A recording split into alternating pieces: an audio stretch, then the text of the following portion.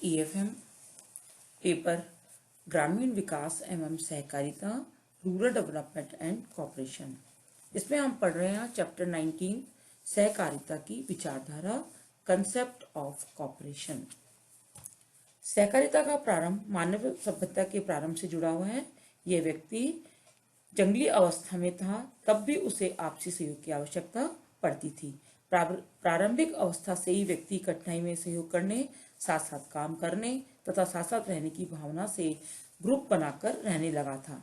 जब मनुष्य में जीवित रहने की प्रतिस्पर्धा बढ़ी तो सहकारिता की भावना और भी बढ़ गई। मनुष्य अपनी जीवन रक्षा के लिए तथा अपने प्रतियोगियों से सुरक्षित रहने के लिए ग्रुप बनाकर उसमें वो रहने लगा। इस प्रकार प्रतिस्पर्धा की वृद्धि के साथ ही सहयोग व सहकारिता की भावना भी बढ़ी। यदि हम बात करेंगे सबसे पहले इसमें सहकारिता के अर्थ की, मीनिंग ऑफ कॉपरेशन। सहकारिता शब्द सह प्लस कार दो शब्दों से मिलकर बना है। सह का तात्पर्य है साथ अथवा मिलकर रहना और कार का अर्थ है कार्य करने से। इस प्रकार सहकारिता का अर्थ साथ साथ मिलकर कार्य करने से लिया जाता है। विस्तृत अर्थ में सहकारिता का तात्पर्य किसी सामान्य उद्देश्य की पूर्ति के लिए मिलकर कार्य करने से लिया जाता है। लेकिन केवल मिलजुल कर कार्य करने को सहकारिता नहीं कहा जा सकता है।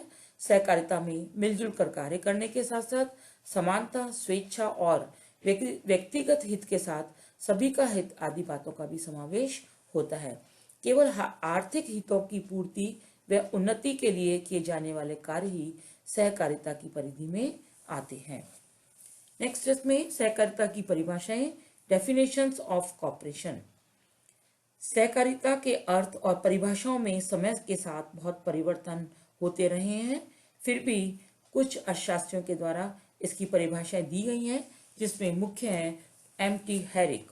एम.टी. हैरिक ने इसको डिफाइन करते हुए लिखा है कि सहकारिता स्वेच्छा से संगठित ऐसे व्यक्तियों की क्रिया है जो सामूहिक लाभ या हानि के लिए पारस्परिक प्रबंध के अंतर्गत अपनी शक्तियों, प्रसाधनों या दोनों का सम्मिलित ढंग से उपयोग करते हैं। प्रोफेसर सर हेरेंस प्लैंकेट ने भी इसको डिफाइन किया है। उन्होंने लिखा है, जो कि आयरिश सहकारिता के संस्थापक थे, उनके अनुसार सहकारिता संगठन द्वारा स्वावलंबन को प्रभावपूर्ण बनाने की विधि है। उपयुक्त सभी परिभाषाओं से ज्ञात होता है कि विभिन्न विद्वानों ने सहकारिता में अलग अलग बातों का महत्व दिया है।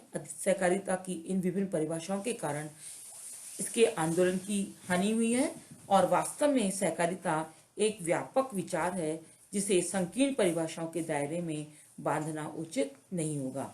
और वास्तव में हम कहें तो सहकारिता को व्यापक रूप से इस प्रकार हम परिभाषित कर सकते हैं कि सहकारिता व्यक्तियों का एक ऐसा संगठन है जो स्वावलंबन, पारस्परिक सहयोग, स्वेच्छा, समानता और प्रजातांत्रिक प्रबंध और न्याय के आदर्श सिद्धांतों पर आधारित है।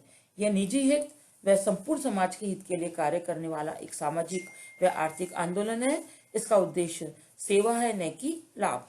यह पूंजीवाद की भांति अचेतनापूर्ण, स्वचालित और समाजवाद की भांति राज्य नियंत्रित नहीं होता है। नेक्स्ट इसमें सहकारी अर्थव्यवस्था के लक्षण, कैरेक्टरिस्टिक्स ऑफ कोऑपरेटिव इकोनॉमी। सहकारी अर्थव्यवस्था की विभिन्न परिभाषाओं का अध्ययन करने के बाद इसकी निम्नलिखित विशेषताएं प्रकट होती हैं जो इसे अन्य अर्थव्यवस्थाओं से अलग करती हैं, जिसमें फर्स्ट है सहकारिता एक उपक्रम। Cooperative is an undertaking. यह एक ऐसा उपक्रम है जिसमें पारस्परिक सहायता एवं आत्म सहायता के माध्यम से समान आर्थिक हितों की पूर्ति की जाती है। यह उपक्रम सहकारिता के सिद्धांतों पर आधारित होता है, जहां लाभ के स्थान पर सेवा को अधिक महत्व दिया जाता है। सेकंड, ऐच्छिक संगठन, वॉलंटरी ऑर्गेनाइजेशन। सहकारी उपक्रम एक ऐसा संगठन है जिसमें सदस्यों पर किसी प्रकार का दबाव नहीं डाला जाता। संगठन में एक व्यक्ति स्वेच्छा से स्वतंत्रता पूर्वक सदस्य बन सकता है अथवा उसकी सदस्यता को त्याग कर सकता है। नेक्स्ट, व्यक्तियों का संघ, एसोसिएशन ऑफ पर्सन्स।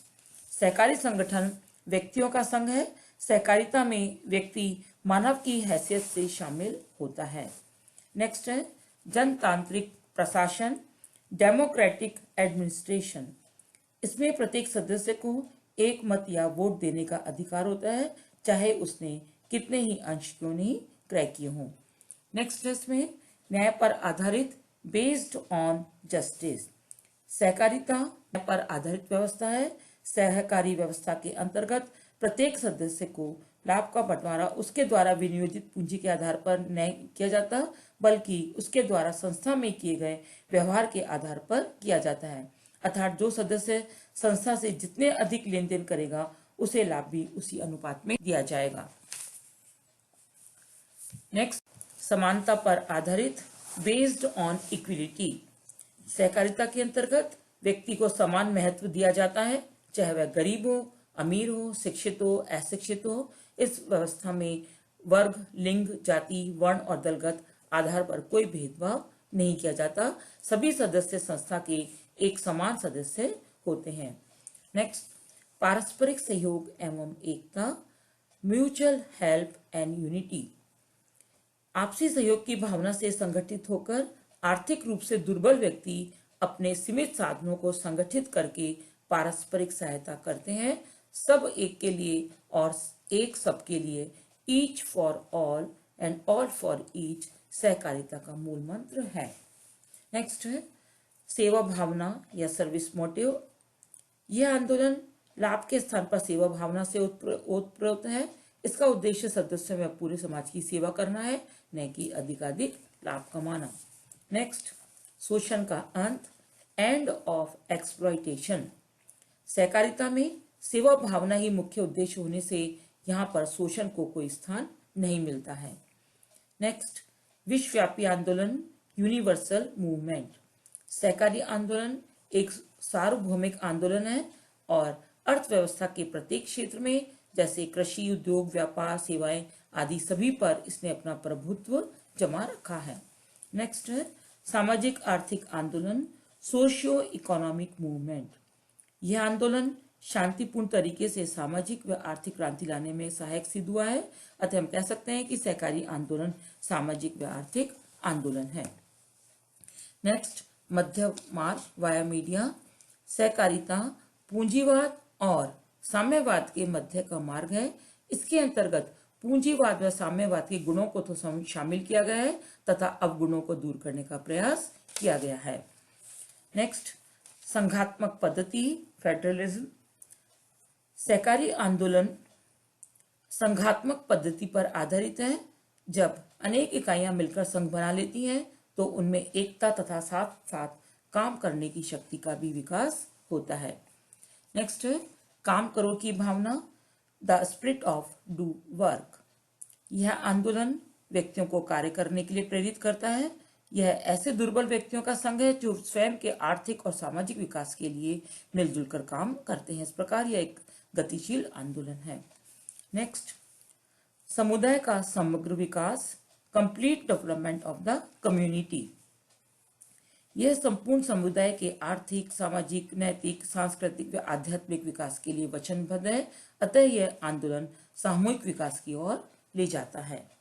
नेक्स्ट है निर्बल व्यक्तियों का संगठन, an organisation of weak persons. सहकारिता उन लोगों का संगठन है जो आर्थिक दृष्टि से अशक्त हैं और स्वयं अपने पैरों पर खड़े होने में असमर्थ हैं। इसलिए वे लाभ कमाने के लिए नहीं, बल्कि पर्याप्त वित्तीय साधनों के अभाव से उत्पन्न अपनी असमर्थता पर विजय प्राप्त करने और अपनी आर्थिक दशा सुधारने हेतु संयुक्त रूप से काम करते हैं। नेक्स्ट है खुली सदस्यता, ओपन मेंबरशिप। सहकारी समितियों की सदस्यता प्रत्येक व्यक्ति के लिए खुली हुई है। कोई भी व्यक्ति जब चाहे सहकारी समिति का सदस्य बन सकता है और जब चाहे सदस्यता को वो त्याग कर सकता है। नेक्स्ट, पूंजी की अपेक्षा मानव को अधिक महत्व। सहकारी संगठनों में more importance to man than capital. सहकारी संगठन में पूंजी की अपेक्षा मनुष्य को अधिक महत्व दिया गया है और समितियों का जो मुख्य उद्देश्य है वो मनुष्य की सेवा करना होता है और यह समाज के लिए श्रेष्ठकर और उचित है कि पूंजी पर मनुष्य का स्वामित्व रहे और मनुष्य पर पूंजी का नहीं। और इसमें पूंजी व लाभ की भावना ही सर्वोपरि है। लेकिन सहकारी व्यवस्था में मत शक्ति पूंजी के आधार पर निश्चित नहीं होती है। प्रत्येक सदस्य को एक मत देने का अधिकार होता है, चाहे उसने कितने ही अंश खरीदे हों। नेक्स्ट है स्वतः संचालित ऑटोनॉमस। सहकारी संगठन स्वतः संचालित होते हैं। इनमें प्रजातांत्रिक आधार पर प्रबंध व संचालन की व्यवस्था की जाती है। नेक्स्ट, पारस्परिक सहायता की भावना, स्पिरिट ऑफ म्यूचुअल असिस्टेंस। सहकारी अर्थव्यवस्था सहकारिता की भावना पर आधारित है। इसमें अनावश्यक प्रतिस्पर्धा को कोई स्थान नहीं दिया जाता है। एंड लास्ट इसमें सांस्कृतिक एवं नैतिक उत्थान, कल्चरल एंड मॉरल डेवलपमेंट। सहकारी आंदोलन में आर्थिक प्रगति की बात की जाती है, लेकिन सहकारिता के प्रारंभ में यह एक धार्मिक आंदोलन था और आज भी हम इसे सांस्कृतिक एवं नैतिक आंदोलन के रूप में ही देखते हैं, क्योंकि यह व्यक्ति के आर्थिक, सामाजिक, राजनीतिक, सांस्कृतिक और नैतिक आदि सभी पक्षों के उत्थान में योगदान देता है और नैतिकता के विकास से ही समाज में सहयोग की भावना विकसित होगी और विश्व युद्धों का खतरा टल सकेगा। इस प्रकार सहकारिता व्यक्ति व समाज के चहुमुखी विकास का आंदोलन है। तो इस प्रकार से हमने इस वीडियो में सहकारिता का अर्थ, उसकी परिभाषा और लक्षण के बारे में अध्ययन किया। बाकी का हम नेक्स्ट वीडियो में पढ़ेंगे।